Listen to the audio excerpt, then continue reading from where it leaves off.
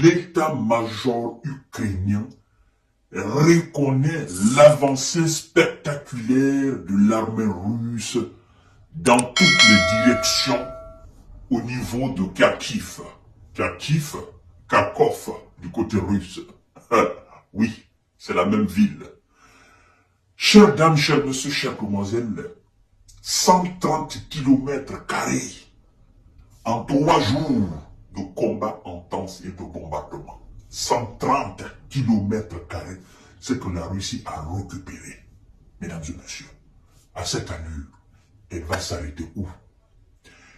Et ce qui se passe au niveau de l'état-major, à la tête même, c'est-à-dire les patrons même de l'armée ukrainienne, les patrons de l'armée américaine, les patrons de l'armée oudanienne, ce qui se passe actuellement à leur niveau est sans appel.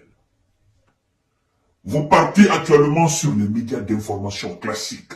On vous parle d'offensive surprise. Est-ce qu'on peut-on parler d'offensive surprise? Mais non. Parce que, mesdames et messieurs, avant d'abord que je n'entre dans les profondeurs de cette émission, permettez-moi de vous dire, de la partager dans tous les groupes possibles, de vous abonner sur cette page, d'activer la cloche de notification. Je vous ai dit, l'objectif, c'est le 1 million d'abonnés.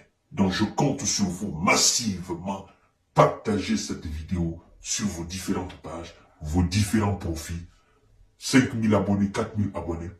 Permettez aux gens de voir et d'entendre la vérité. Surtout, la bonne information concernant ce qui se passe entre le bloc otanien et l'armée russe sur le terrain, mesdames et messieurs. C'est dans toutes les directions. Est-ce que peut-on parler d'offensive surprise de l'armée russe? Non. Quand on sait que, il y a juste un mois, le patron de l'armée ukrainienne, M. Oleksandr Syrski, a annoncé que l'armée ukrainienne s'apprêtait à une offensive. Il a alerté sur une éventuelle offensive russe. Et donc on ne peut pas parler, n'est-ce pas, d'offensive russe. De toutes les façons, vous êtes militaire, vous êtes au front, il y a la guerre. Et donc, vous êtes censé être préparé à toute éventualité. Il ne doit pas avoir de relâchement, mesdames et messieurs. Donc, il y a un tohubohu total. Il y a de l'incompréhension totale au niveau de l'état-major ukrainien et même au niveau de l'état-major américain. Parce que les uns accusent les autres. Comment se fait-il que la Russie a lancé son offensive sans qu'il y ait, n'est-ce pas, de préparation concrète, sans qu'il y ait d'informations réelles sur l'offensive russe?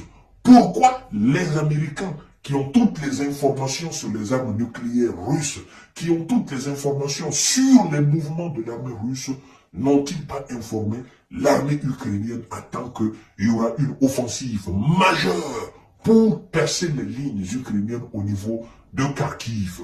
Pourquoi l'armée américaine ne l'a pas fait? Pourquoi alors les chefs d'état-major, n'est-ce pas, des différentes armées composant les, n'est-ce pas, les armées des pays de l'OTAN sur le continent européen, n'ont-ils pas informé l'état-major ukrainien d'une éventuelle offensive russe? La Grande-Bretagne, les services de renseignement britanniques, pourquoi n'ont-ils pas informé M. Volodymyr Zelensky que la Russie s'apprêtait à lancer une offensive majeure? Pourquoi les précautions n'ont pas été prises? Parce que tout simplement, il n'y en a pas. La stratégie russe actuellement, c'est ce qui est payante. Mesdames et messieurs, partagez la vidéo dans tous les groupes possibles. Ils ne comprennent pas, mais comprendront. L'état-major ukrainien a reconnu que l'ennemi parlant de la Russie, n'est-ce pas, fait des succès tactiques autour de la deuxième ville du pays. Kharkiv, c'est la deuxième plus grande ville du pays, la deuxième ville la plus peuplée alors de l'Ukraine. Donc, cette ville sous le contrôle russe, c'est une perte immense des alliés face à l'armée russe. Et c'est ce qu'on est en train d'assister maintenant, chers dames, chers messieurs, chères demoiselles. Voilà, autour de la deuxième ville du pays, si cette offensive n'est pas une surprise, voilà, Vous comprenez maintenant? Si elle n'est pas une surprise, les signes d'impréparation font déjà polémique au sein des forces armées ukrainiennes. Les signes de quoi? Les signes d'impréparation.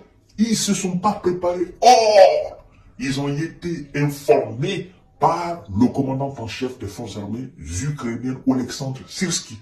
Mais ne vous trompez pas. Quand vous entendez l'armée ukrainienne, c'est l'armée otanienne. Vous comprenez? Donc, mesdames et messieurs, écoutez bien. L'armée russe mène depuis le 10 mai à l'aube des attaques dans 4 directions au nord de la ville de Kharkiv, dans l'est de l'Ukraine. Après 3 jours de combats et de bombardements intenses, l'avancée russe est parvenue à former 2 poches totalisant, écoutez bien, totalisant environ 130 km², le long de la frontière. Mais elle ne dépasse pas 8 km en profondeur et n'a pas percé la principale ligne de défense protégeant Kharkiv, où vivent toujours 1,3 million d'habitants, selon le gouverneur régional Oleg Sinov. Voilà. Actuellement, l'ennemi connaît des succès tactiques, a admis dans son communiqué publié lundi 13 mai sur Facebook l'état-major ukrainien. Déjà en milieu de journée dimanche, le commandant, n'est-ce pas, les commandants en force des forces armées ukrainiennes, Oleksandr Syrski, avait reconnu également sur Facebook que la situation au nord de Kharkiv s'était considérablement détériorée, mais ils avaient aussi affirmé: nous connaissons les plans de l'ennemi et réagissons avec, n'est-ce pas, souplesse dans toutes ces actions, mesdames et messieurs, parlant de l'armée russe. Ben, écoutez, 130 km². Et vous devez comprendre, quand il parle, le long, c'est le long, n'est-ce pas, du nord de cette localité-là, qui fait frontière à la Russie. D'ailleurs, les observateurs s'accordent pour dire que l'armée ukrainienne a forcé la Russie à lancer l'offensive dans cette région. Pourquoi?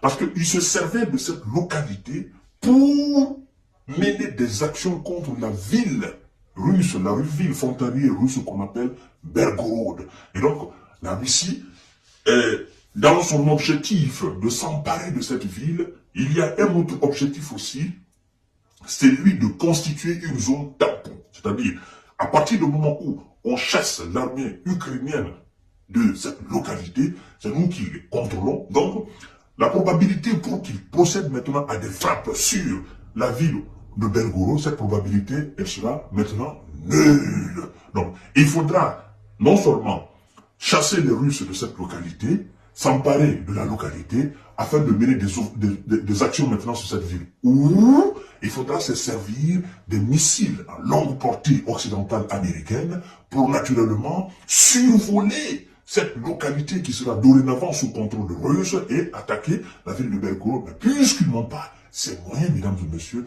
la tâche devient très très difficile.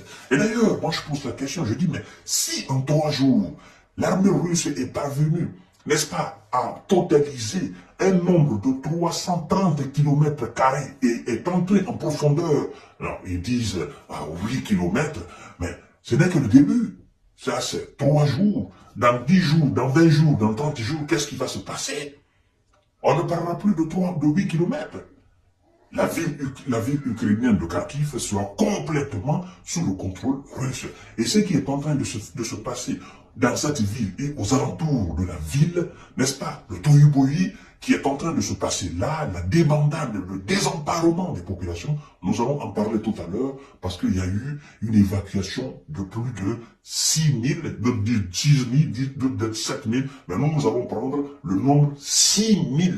Nous allons y revenir tout à l'heure, donc restez scotchés, partagez la vidéo dans tous les groupes possibles. Voici alors ce qui se passe au niveau de Kharkiv, parce que c'est là-bas, c'est chaud actuellement. Et la réaction des États-Unis par rapport à ça, nous allons en parler tout à l'heure, mesdames et messieurs, pour ne pas que l'émission devienne très longue. Merci beaucoup et partagez la vidéo dans tous les groupes possibles. Abonnez-vous aussi sur ma chaîne YouTube, Kanté J Visionnaire, le vrai. Kanté J Visionnaire, le vrai, c'est ma chaîne YouTube. Bonne journée à vous.